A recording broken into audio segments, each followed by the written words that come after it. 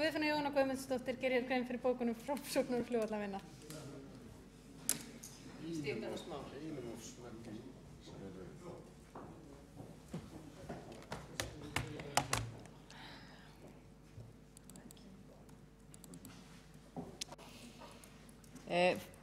Forseti, borgarfulltrúar, það bókun við dóm Hæstaréttar.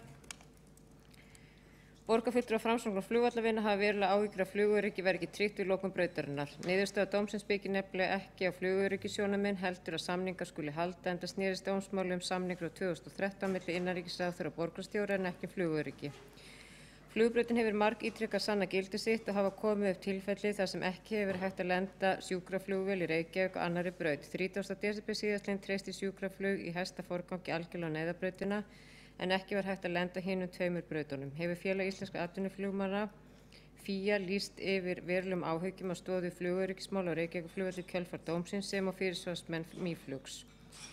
Í niðurstöðu Samgöngustofu 1. júní 2015 áhættumatsskýrslu Isavia segir að áhættumatið nái hvorki til áhrif á flugvallakerfið í landinu í heild sinni, neyðarskipulags almannavarna né áhrif á sjúkraflutninga og þurfa að gera sérstakt áhættumat ef loka á brautinni.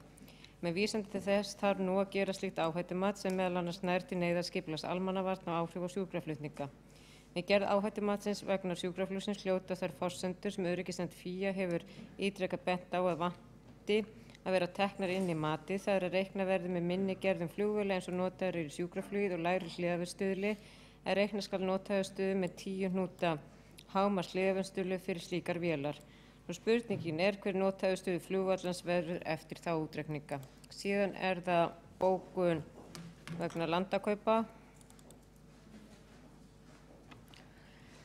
Borgarfulltrúar Framsóknar og flugvallavinna telja máli algjörlega ótímabært enda á enn eftir að gera áhættumat vegna lokunar brautarinnar þar á meðal vegna sjúkraflugs. Ekki liggur fyrir til hvaða mótvægisaðgerðir mögulegt að grípa. Þá eftir að kanna fullyrðingar öryggisnefndar Félag íslenskra atvinnuflugmanna að útreikningur notaðarstuðs í skýrslu Eflu sé rangur en það hlýtur að vera að skoða við gerð áhættumatsins vegna sjúkraflugsins, það að reikna verði með minni gerðum flugvéla eins og notaður í sjúkraflugið og lægri hliðarverðstuðli. Þó dómur sé fallinn þá eftir að klára áhættumatið meðal annars vegna sjúkraflugsins.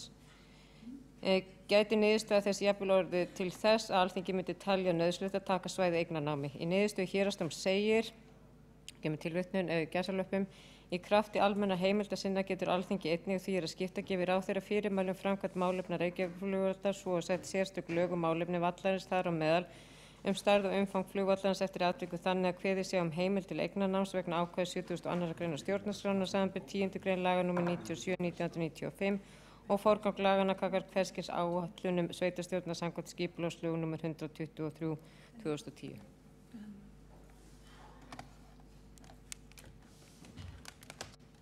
Borgarfulltrúi Guðfinna Jóhanna Guðmundsdóttir hefur lokið við að gera grein fyrir bókunum. Þá komið Halldóri Halldórssoni borgarfulltrúi að gera grein fyrir bókunum Sjálfstæðisflokks.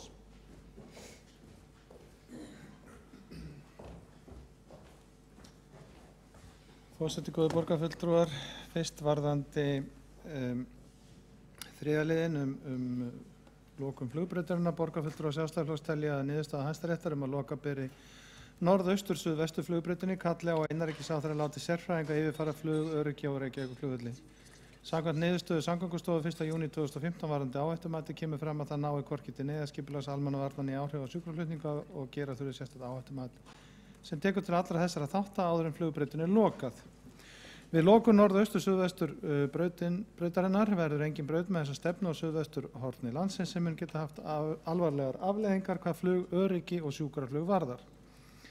Ekki búið að vinna að framtíðar staðsetningu fyrir innanlandsflug en samt verið að vinna að flutningi Reykjavíkurflugvallar úr Vatnsmýri. Fyrsta skrefið norðaustur suðvestur flugbrautin og svo eiga hinar tvær flugbrautirnar að vera farnar samkvæmt aðalskipulagi höfuðborgarinnar árið 2024. Slík stefna væri skiljanlegri, væri búið að vinna þetta mál og í augsýn væri nýr innanlandsflugvöllur.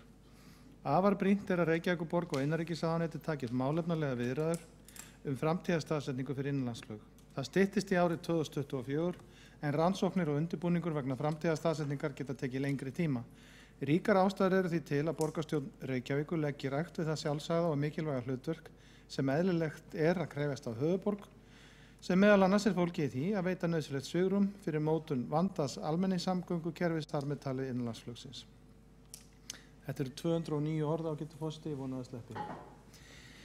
Nú varðandi brú yfir Fossvog undir 25. lið fundargerðar borgarráðs á 9. júní þá erum við saman með bókun borgarfulltrúa Sjálfstæðisflokks og Framsóknar flugvallavinna telja hugmynda brú yfir Fossvog sem skilgreindir í aðalskipulagi Reykjavíkur sé þess eðlis og óþarfi sé að fara í frekari skoðunarmálinu. Brúin leysir ekki úr neinum aðkallandi umferðarmálum, akandi, gangandi eða hjólandi og styttir vegalengdir ekki sem neinin nemur. Hins vegar skerðir brúin notkunarmöguleika fyrir siglingastarfsemi í Fossvoginum. Og svo það borgarráð 16. júní 25. liður. Borgarfulltrúar Sjálfstæðisflokksins minna á fyrri tillögur að endurnýjun gervigrasvalla verði sett í forgang og gúmmíkurli úr dekkjum skipt út fyrir hættuminni efni á þeim völlum þar sem það nú að finna fyrir árslok 2016. Tillögur borgarfulltrúar Sjálfstæðisflokksins hafa þannig gengið lengra en breytingartillaga meirihlutans sem gengur út á að dreifa þessu nauðsynlega verkefni á fleiri ár. Og að lokum borgarfulltrúar Sjálfstæðisflokksins telja lykilatriði að áður en tillagan tekin til afgreiðslu í borgarstjórn, það vegna landakaupa í Skerjafirði, liggi fyrir hvaða verkefni frestast að þeirri fjárhagsáætlun sem nú liggur fyrir ef að landakaupum verður á árinu 2016.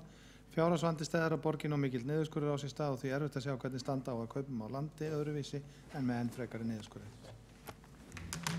Borgarfulltrúi Halldór Halldórsson hefur lokið við að gera grein fyrir bókunum. Fleiri bókanir hafa ekki verið boðaðar og þá óhætt að slíta fundi.